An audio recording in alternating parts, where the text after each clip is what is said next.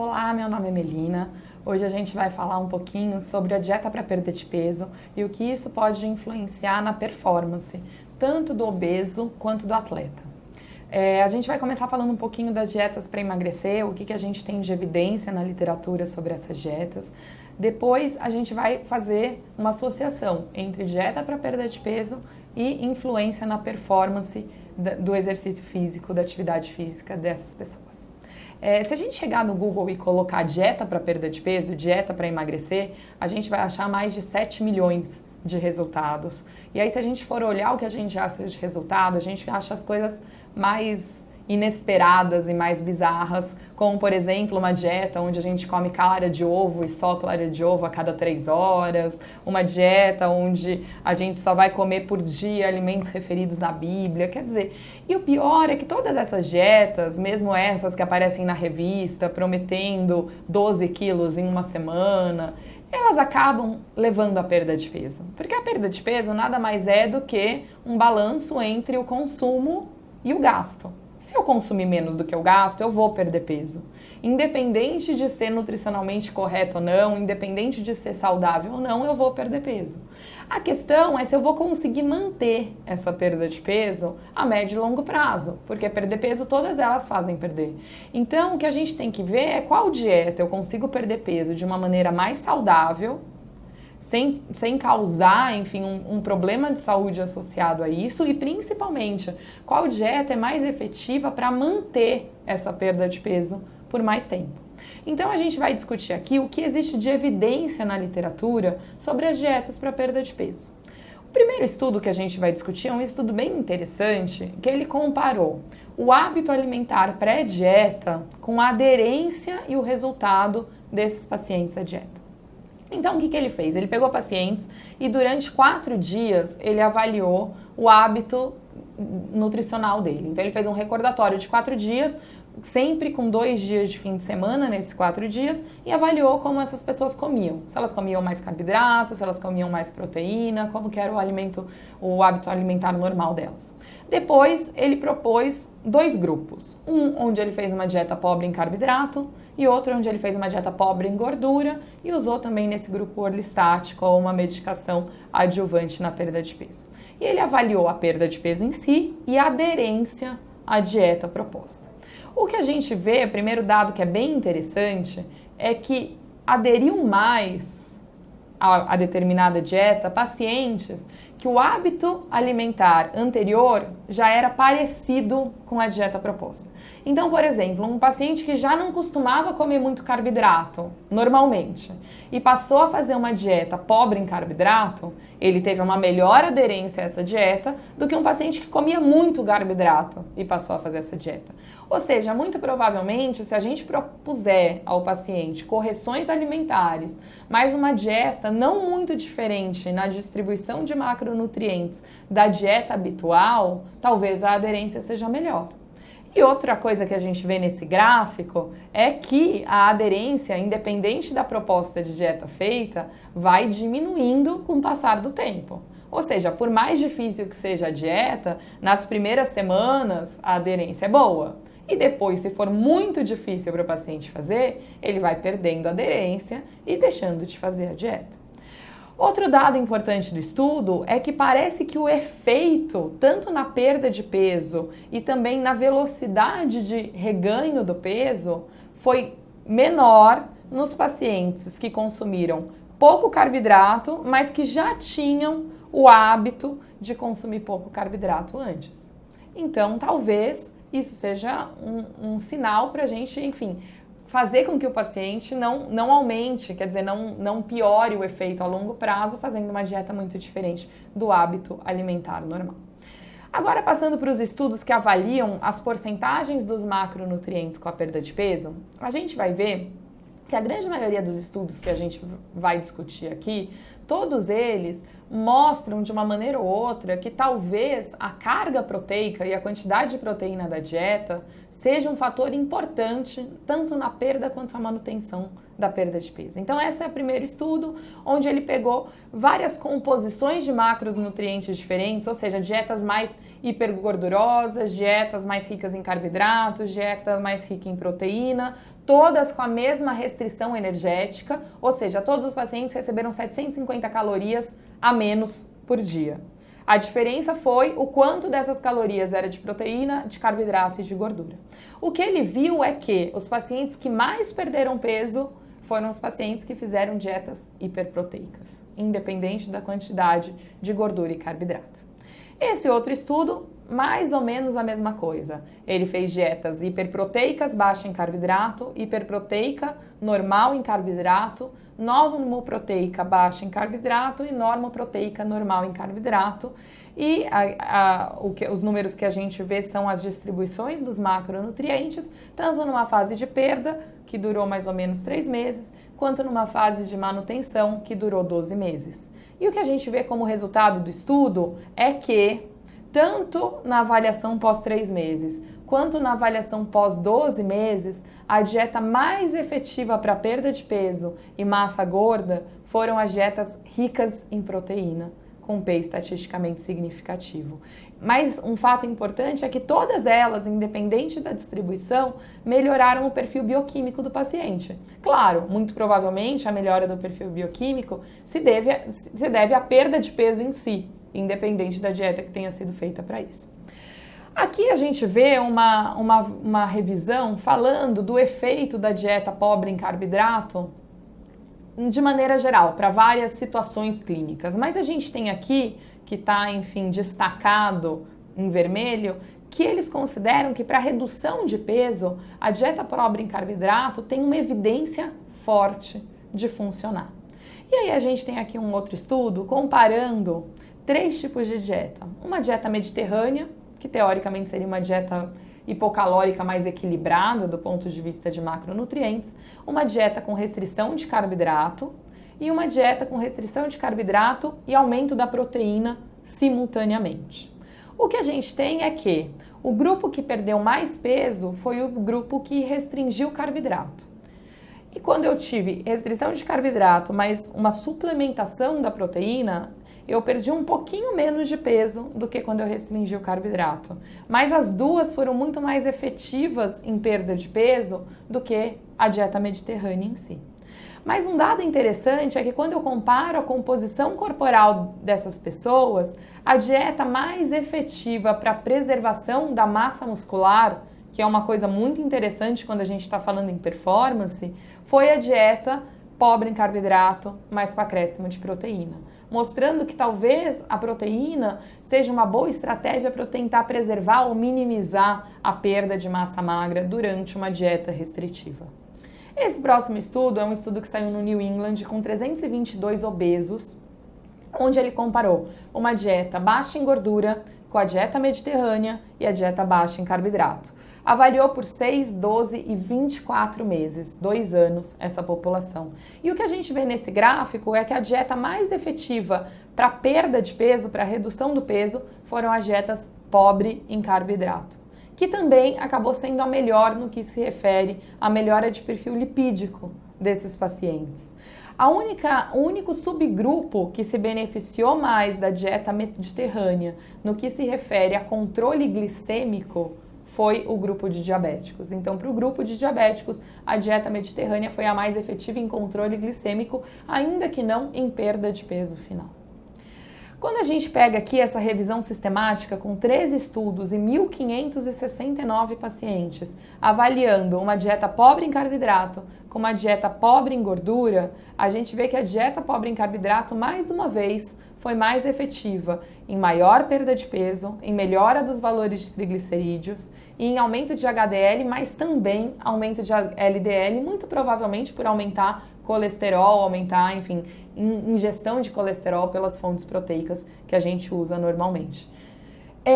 E aí a gente se pergunta, tudo bem, se todas as dietas são efetivas na perda de peso, umas mais do que outras, a pergunta é, e para manutenção, qual seria a melhor estratégia? Esse estudo do New England fez uma proposta bem interessante. Ele primeiro colocou todos os pacientes para uma perda de peso às custas de uma dieta hipocalórica com menos 800 calorias por dia durante 8 semanas. Depois da perda de peso, ele agrupou esses pacientes em diferentes grupos, onde ele não fazia restrição de caloria, mas ele fazia uma alteração na distribuição dos macronutrientes. Então, o que ele fez? Ele fez um grupo com 13% de proteína, ou seja, uma dieta não tão alta em proteína, com alto versus baixo índice glicêmico, e uma dieta hiperproteica com 25% do valor calórico total às custas de proteína, também em 2 subgrupos com alto e baixo índice glicêmico. E o que ele observou foi que o único grupo que manteve toda a perda foi o grupo da dieta alta em proteína e baixo índice glicêmico. Mas se a gente for comparar, as dietas altas em proteínas e as dietas de baixo índice glicêmico tiveram um reganho menor do que aquelas dietas com alto índice glicêmico e baixo em proteína. Essa outra revisão de 12 meses de dieta pobre em carboidrato, onde ele avaliou o DEXA para avaliar a composição corporal e o perfil lipídico, também observou nessa meta-análise dos estudos avaliados que a dieta pobre em carboidrato foi sim, durante 12 meses, efetiva para a perda de peso, com P estatisticamente significativo, efetiva para a perda de gordura, com P estatisticamente significativo, e efetiva para a melhora do triglicéridos, para a redução dos triglicerídeos desses pacientes. Ou seja, a recomendação da dieta pobre em carboidrato, como conclusão do estudo, e rica em proteína, tem um efeito persistente a 12 meses. E um dado interessante que ele observou nessa revisão sistemática foi que naqueles estudos, onde mesmo na fase de manutenção era mantida uma proteína 5% acima do normal, esse efeito a longo prazo era melhor. Ou seja, talvez esse paciente tenha que fazer uma fase de maior restrição, sim, mas mesmo na fase de manutenção e talvez para o resto da vida, ele tenha que ficar com uma dieta um pouco mais hiperproteica. Aqui outra revisão sistemática também na manutenção da perda de peso de dietas pobres em carboidrato e ricas em proteína durante 12 meses, com resultados bem semelhantes à meta-análise anterior, com uma redução efetiva na perda de peso durante esses 12 meses de acompanhamento. Quando a gente soma a dieta ao exercício, claro que o efeito é potencializado. Então, esse estudo mostrou que, por exemplo, a dieta acrescida do exercício é mais efetiva na manutenção do peso durante 2 anos, quando comparado à dieta exclusiva sem acrescimento da atividade física. Quando agora a gente vai chegar no tema realmente da aula, que é o que essas dietas para perda de peso alteram a performance, a gente vai dividir os estudos em 2 grupos. Naqueles que são realmente atletas e naqueles que são obesos e que fazem atividade física.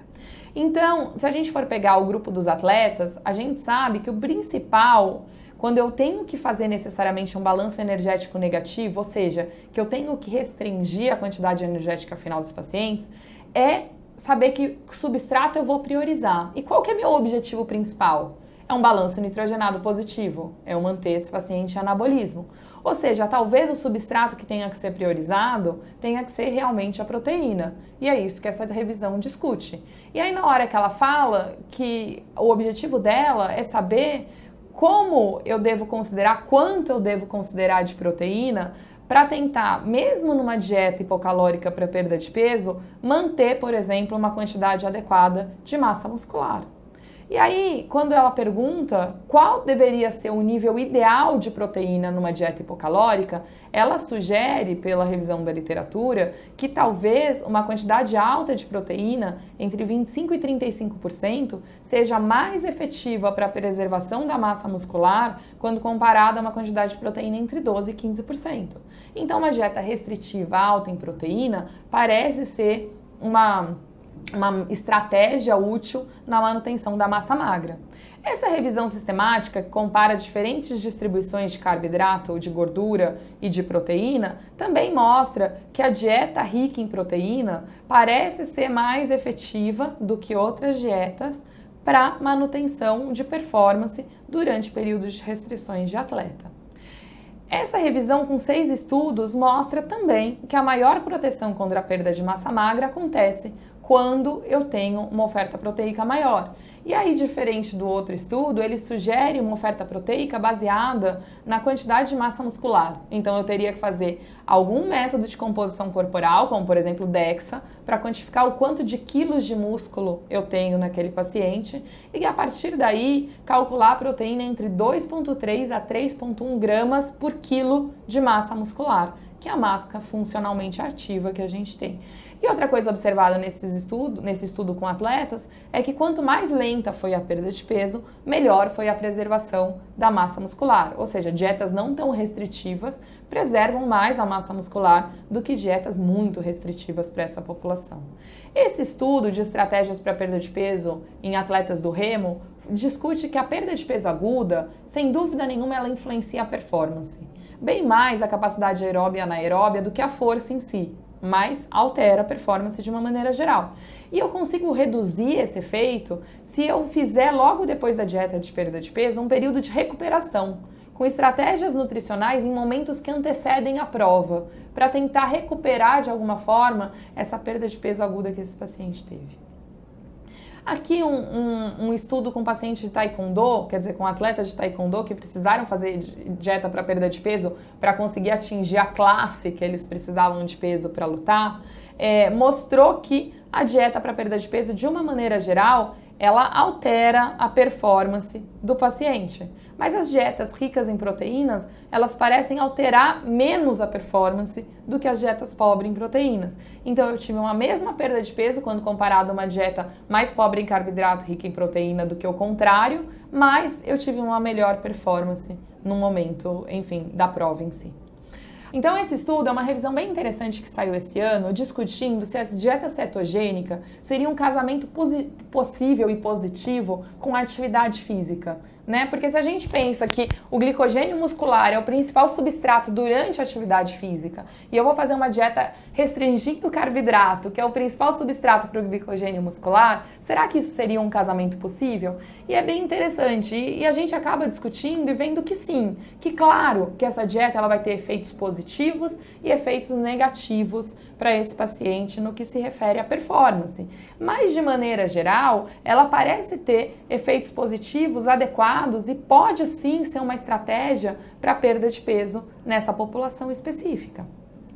Quando a gente passa a avaliar essas dietas com restrição e ricas em proteína para indivíduos eutróficos, o que a gente vê é que as dietas hiperproteicas elas são mais efetivas em preservação de massa muscular do que as dietas não hiperproteicas. E principalmente quando ele avaliou aqui níveis de testosterona livre, a gente vê que as dietas hiperproteicas tiveram um melhor perfil de testosterona livre, mostrando que provavelmente esse paciente se manteve num certo anabolismo quando comparado ao catabolismo daqueles que não usaram uma dieta hiperproteica. Outro estudo que compara déficit energético, né? O que o déficit energético, o que a restrição energética causa em piora do catabolismo, porque eu acabo usando a minha proteína muscular como fonte de energia e negativando o meu balanço nitrogenado, a gente vê aqui que dietas hiperproteicas com 1,6 a 2,4 gramas por dia de proteína ou suplementação de proteína de 15 a 30 gramas em cada refeição parece ser efetiva na manutenção da síntese proteica e na minimização desse catabolismo e na negativação do balanço nitrogenado quando comparada a dietas que não fazem uma suplementação proteica adequada. Quando a gente vai comparar dietas para perda de peso na população obesa, qual o resultado na performance, a gente vê que de maneira geral, independente da dieta realizada, a dieta no obeso sempre vai melhorar a performance, porque ele já tinha uma limitação pelo excesso de peso na performance tamanha que o fato de perder peso já faz com que ele consiga fazer mais atividade física do que quando ele era obeso. Então, diferente dos atletas, que a dieta sempre vai trazer um prejuízo à performance, maior ou menor, para os obesos a dieta parece ser positiva para a melhora da performance. E quando eu, por exemplo, dentro dessa dieta, eu faço alguma suplementação proteica, como esse trabalho propôs uma suplementação de whey protein, né, proteína do soro do leite, mais leucina, como um aminoácido que favorece síntese proteica e vitamina D, ele conseguiu mostrar que os pacientes que fizeram dieta, mas fizeram essa suplementação, conseguiram manter mais massa magra, mais massa muscular, do que aqueles que não foram suplementados. Então, talvez a proteína nesse grupo também seja efetiva em segurar e melhorar, enfim, a preservar essa massa muscular, mesmo em períodos de restrição energética final.